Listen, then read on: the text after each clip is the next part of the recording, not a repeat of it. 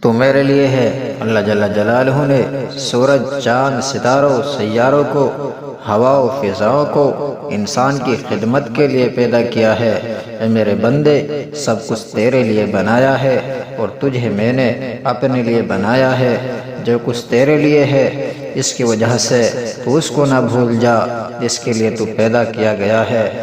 دنیا ہمارے لیے، ہم اللہ تعالیٰ کے لیے ہیں۔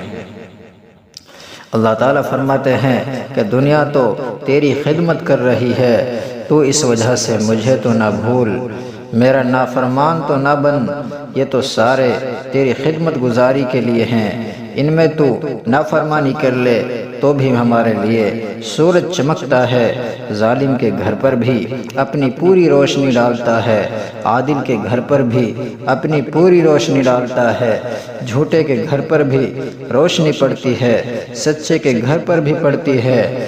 دنیا میں نافرمان پر بھی اللہ تعالیٰ چاند کی کرنوں کو ڈالتا ہے اور فرمانبردار پر بھی ڈالتا ہے۔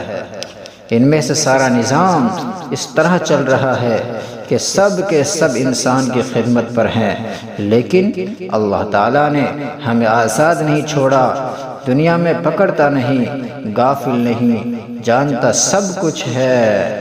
وَلَا تَحْسَبَنَّ اللَّهَ غَافِلًا عَمَّا يَعْمَلُونَ الظَّالِمُونَ۔